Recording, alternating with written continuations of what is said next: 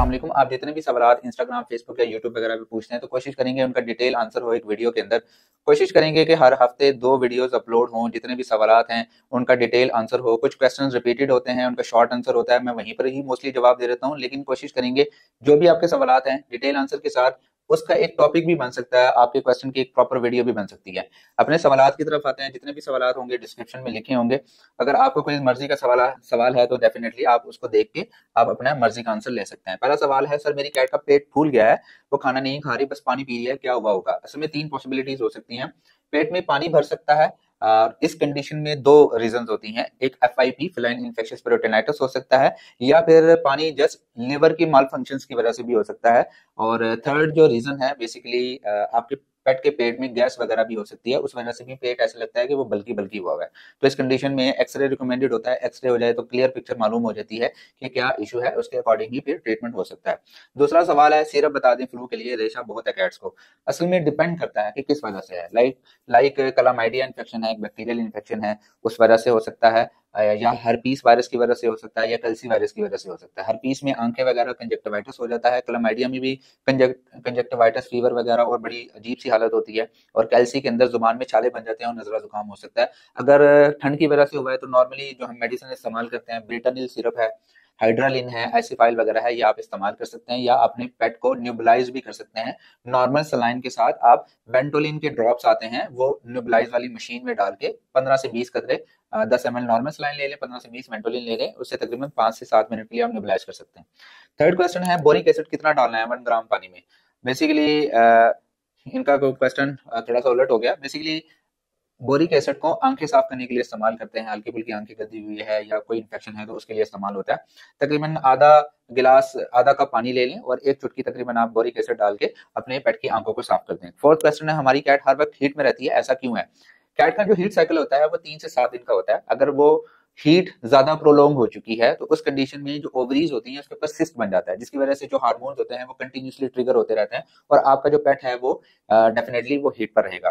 तो इस कंडीशन में आपके पेट की स्पेइंग रिकमेंडेड होती है। नॉर्मल अगर देखा जाए तो कभी भी हीट में आपने स्प्रे नहीं करवाना, सर्जरी नहीं करवानी। लेकिन अगर आपका पेट कंटिन्यूसली हीट पर है, उसकी हीट खत्म नहीं हो रही, तो बेहतर होगा कि आप स्प्रे करवा लें। फिफ्थ क्वेश्चन है, कीटोन आई ड्रॉप्स कैट्स को दे सकते हैं? वेट ने रिकमेंड किया। अगर आपके डॉक्टर ने रिकमेंड किया तो आप दे सकते हैं, लेकिन ये एंटी हिस्टामिनिक ड्रॉप्स होते हैं। डिपेंड करता है कि आपके पेट की क्या कंडीशन है, उसकी आइज कैसी है। मैं कोशिश करता हूँ कि जो आइज वगैरह के मसले मसाइल होते हैं उसमें मैं आपको मेडिसिन नहीं सजेस्ट करता, क्योंकि आइज का जो मसला होता है वो बड़ा सेंसिटिव होता है, तो इस वजह से।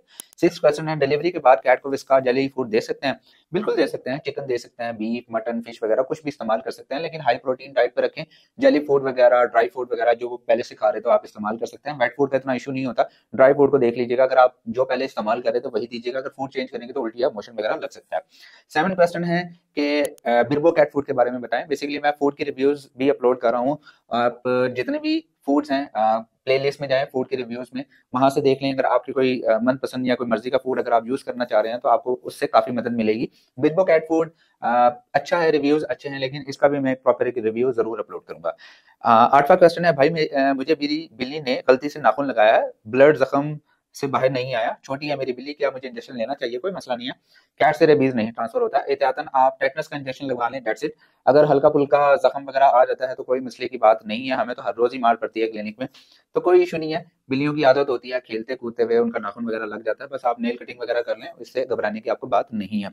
नाइन्थ क्वेश्चन है, एफआईपी का ट्रीटमेंट हो सकता है? बिल्कुल हो सकता है। एफआईपी का तो इलाज हो सकता है भाई, आजकल के जमाने में हो सकता है, क्योंकि हमारे पास इसका इलाज है और अल्हम्दुलिल्लाह बहुत सारी कैट्स हमने अपनी क्लिनिक में रिकवर की हैं। रेमडेसिविर रेमोना के नाम से इंजेक्शन होता है, उससे हो सकता है। कुछ वीडियोस हैं, मैं ऊपर लिंक दे देता हूँ, वो भी देख लीजिएगा आप, उससे काफी मदद मिल सकती है। अगर आपको इससे रिलेटेड कोई इन्फॉर्मेशन चाहिए होगी तो नीचे डिस्क्रिप्शन में हमारी क्लिनिक की डिटेल्स हैं, उस नंबर पर रब्ता करें। मेरे पास व्हाट्सएप होता है, जैसे ही मैं फ्री हुआ इंशाल्लाह आपको जरूर आंसर करूंगा। नेक्स्ट क्वेश्चन है, कैट है एक मेरी, किटन है 2 मंथ्स का, लेकिन उसको बहुत फ्लू है, कफ स्नीज है, कफ स्नीज बहुत करता है। मैंने पहले जैसे बताया, डिपेंड करता है कि रिस्पायरेटरी क्या डिस्ट्रेस है, किस वजह से है, अपर रिस्पायरेटरी, लोअर रिस्पायरेटरी। अगर आप नॉर्मल मेडिसिन यूज करना चाहते हैं, एसिफाइल या ब्रिटानिल यूज कर सकते हैं। और तकरीबन समझ लें कि 2 kg का अगर आपका किटन या कैट है, 1 ml तक आप सिरप इस्तेमाल कर सकते हैं। नेक्स्ट क्वेश्चन है, अगर डिवर्मिंग का डोज कम या ज्यादा हो जाए तो क्या करें? कम हो जाए तो उससे ये होगा कि ज्यादा जो डिवर्मिंग है वो जिस्म में इतनी ज्यादा नहीं जाएगी, यानी ज्यादा उसको फर्क नहीं पड़ेगा। यानी जिस मकसद के लिए आप डिवॉर्मिंग कर रहे हैं, अगर आपने कम दिया तो जाहिर सी बात है उसका ज्यादा असर नहीं होगा। अगर ज्यादा दे दी तो हो सकता है कि ट्रेमलिंग हो। मैंने केस देखा था, किसी क्लिनिक से आया था, उन्होंने डिवर्मिंग डोज ज्यादा की हुई थी, जिसकी वजह से पेट जो है वो कपकपा रहा था और बड़ी बुरी हालत थी, उसका टेम्परेचर डाउन हो चुका था, मुंह से सलाइवा निकल रहा था और पेट फूल जाता है, वोमिटिंग या डायरिया वगैरह भी हो सकता है। डायरिया मोस्टली कंडीशन में होता है। इसके अलावा नेक्स्ट क्वेश्चन है, अभी म्याओ फ्रेश कैट फूड आया है, दोनों कैट फूड एक ही है अलग है? म्याओ से रिलेटेड जितने भी ब्रांड्स हैं आपने नहीं इस्तेमाल करने, सिवाय म्याओ मिक्स को छोड़ के। म्याओ मिक्स अगर ओरिजिनल मिल रहा है, बेसिकली ये यूएस का ब्रांड है, पाकिस्तान में 2 नंबरी बहुत ज्यादा है, तो हो सकता है कि जो आप ले रहे हैं वो भी ओरिजिनल ना हो, लेकिन म्याओ मिक्स बहुत अच्छा फूड कंसिडर होता है। म्याओ, मानो, माओ जो भी इस तरह के रिलेटेड ब्रांड है वो आपने इस्तेमाल नहीं करने। नेक्स्ट क्वेश्चन है, मेरी कैट रूफ से गिरी है तो उसको सांस लेने में तकलीफ हो रही है, क्या करें? बेसिकली इस तरह के जब भी जो भी केसेस होते हैं उसमें पेट का सर्वाइवल एक जरा बहुत ज्यादा मुश्किल होता है। इसकी रीजन होती है बेसिकली इंटरनल ब्लीडिंग हो रही है, हो सकता है कोई फ्रैक्चर हो गया, पेन मैनेजमेंट नहीं होती, पेट बहुत ज्यादा पेन महसूस कर रहा होता है, उस वजह से इस तरह की कंडीशन में आपको फौरन डॉक्टर के पास विजिट करना चाहिए, एक्सरे वगैरह करना चाहिए। अगर खुदा ना खासा कोई भी इंटरनल ब्लीडिंग हो रही है तो इसमें सर्वाइवल के चांसेस बहुत कम होते हैं, क्योंकि मेंटेन करना ही बहुत ज्यादा मुश्किल हो जाता है, टेम्परेचर ऊपर नीचे होता रहता है। इसके अलावा उस कंडीशन में फौरन सर्जरी करना जरूरी होता है, क्योंकि सर्जरी उस टाइम इसलिए भी नहीं कर सकती क्योंकि पेट स्टेबल ही नहीं होता, तो एनेस्थीसिया देना इंतहाई रिस्की चीज होती है। नेक्स्ट क्वेश्चन है, इसी से रिलेटेड है, मेरी कैट बिल्डिंग से गिरी है, उन्होंने डॉक्टर ने कहा है कि इसका स्पाइनल कॉर्ड जो है वो ब्रोकन हो चुका है और वो पाँव से नहीं चल रही, तो मेरी मदद करें। स्पाइनल कॉर्ड इंजरी में अगर वो बिल्कुल ही ब्रोकन हो चुकी है और फ्रैक्चर है कंप्लीट, तो उसमें जो सर्वाइवल रेट है वो बहुत ही मिनिमम होते हैं, अनफॉर्चुनेटली। लेकिन एक पेट ओनर के लिए बड़ा दर्दनाक होता है कि उसका जो पेट है वो हमेशा उसके साथ रहा है, स्पाइनल कॉर्ड की इंजरी हो गई तो हम किसी भी सूरत में हमने अपने पेट को बचाना है, लेकिन इलाज नहीं है। इंसानों में बड़ी मुश्किल से स्पाइनल कॉर्ड की इंजरीज मैनेज होती हैं और पेट पेट तो थोड़ा सा मूव फिर भी करता रहता है। एक तो पेन बहुत ज्यादा होता है, सेकेंडली अगर नर्व वगैरह को कोई इशू हो तो उसको मैनेज किया जा सकता है कि कुछ न्यूरो जो मेडिसिन होती हैं उसको देके, लेकिन अगर बिल्कुल ही ब्रोकन हो चुकी है तो उसमें ट्रीटमेंट नहीं है, सर्जिकल मेथड नहीं है, क्योंकि इंतहाई इंतहाई रिस्की सर्जरी होती है। शायद ही पाकिस्तान में कोई कर सकता हो। मैंने सुना था कि कुछ डॉक्टर्स हैं पाकिस्तान में, बड़े एक्सपीरियंस्ड हैं, 35-35 साल का उनका एक्सपीरियंस है, तो वो कर रहे हैं सर्जरी, लेकिन कंफर्म मुझे भी नहीं है। लेकिन अगर साइंटिफिकली देखा जाए तो इस कंडीशन में सर्वाइवल रेट बहुत कम होता है। मेरी बिल्ली को ब्रेस्ट कैंसर था, ऑपरेट से रिमूव कर दिया है, अब उसके बेबी हुए हैं बट फीड नहीं कर सकते, काइंडली गाइड मी।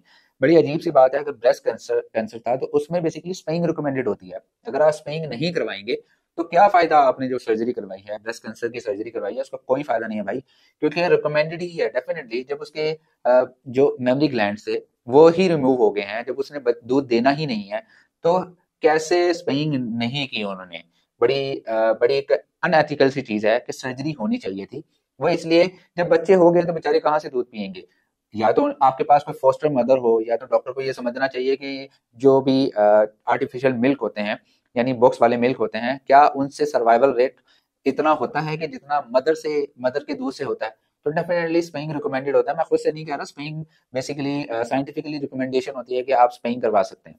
तो बेहतर है कि आप स्पेइंग करवा लें। अभी तो यह है कि आप मिल्क रिप्लेसर वगैरह यूज कर लें, रॉयल कैनन का मिल्क रिप्लेसर आता है, मैं सिर्फ इसी पे भरोसा करता हूँ। और जितने भी मिल्क रिप्लेसर पाकिस्तान में हैं उन्होंने लोकल बनाए हुए हैं, कोई फायदा नहीं होता उनसे भाई। और उम्मीद करता हूँ आपको ये सीरीज काफी पसंद आएगी और उम्मीद करेंगे कि इंशाल्लाह इसको मेंटेन करेंगे, कंसिस्टेंट रहेंगे हमेशा की तरह।